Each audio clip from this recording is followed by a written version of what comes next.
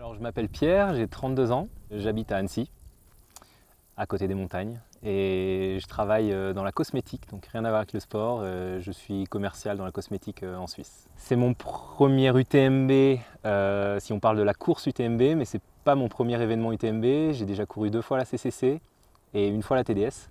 À mon avis, on n'est jamais vraiment prêt pour faire l'UTMB, et on découvre sur le moment à quoi ça ressemble. Donc c'est un mélange d'excitation, d'attente infernale, de frustration et en même temps de peur parce qu'on ne sait pas trop à quoi ça ressemble au-delà des 120, 130 premiers kilomètres. Évidemment, j'ai un objectif, mais mon premier objectif, c'est de finir parce que j'ai jamais fait cette course. Donc même si je me suis préparé en conséquence, je ne suis pas sûr de la terminer.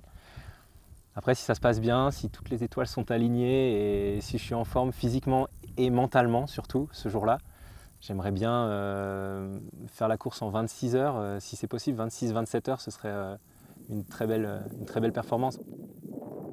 Est-ce que tu t'y es préparé? Est-ce que tu l'anticipes? Ouais, je connais les paroles de Vangelis par cœur, donc ça j'ai beaucoup bossé dans mon salon le soir. Et j'ai hâte de pouvoir montrer aussi mes talents de chanteur sur la ligne de départ, et éventuellement d'arriver aussi, hein, ça me dérangerait pas. J'ai une petite contrainte, quand même, une grosse contrainte pour les entraînements, qui est que je suis papa célibataire, donc je m'occupe de ma fille une semaine sur deux. Et j'ai un travail très prenant, pas mal de routes aussi pour aller au bureau et en revenir. Donc je dois organiser mes semaines en conséquence et je les organise en fonction de ma fille parce que c'est quand même la priorité. Même si on s'entraîne beaucoup, il ne faut pas oublier le plus important dans la vie, et pour moi c'est ma fille. Donc je m'entraîne quand je peux. Je ne fais pas de concessions sur le temps passé avec ma fille, je passe d'abord du temps avec elle. Et ensuite, quand je l'ai, les semaines où je l'ai, je m'entraîne à midi sur des sessions courtes et qualitatives au bureau. Et quand je ne l'ai pas, là je fais du volume, je passe beaucoup de temps en montagne. Honnêtement, sans fausse modestie, je pense que tout le monde est capable de le faire.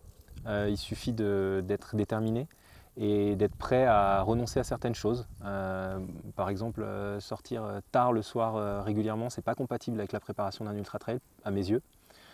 Mais globalement, le reste, c'est pas fou. Je mange normalement, j'adore les burgers, je mange plein de choses, je mange plutôt de façon équilibrée, mais je me prive de rien.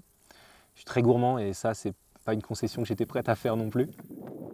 C'est un sport qui nous aide beaucoup dans notre vie personnelle. En tout cas, moi, ça m'a énormément aidé, notamment au travail, dans ma vie perso, quand il y a des petits moments de stress, des petits moments de moins bien, ça arrive à tout le monde. C'est là qu'en fait on se repose sur ce genre d'expérience pour savoir que la vie elle est faite de haut et de bas. C'est exactement la métaphore, la même métaphore qu'on peut utiliser sur un ultra trail.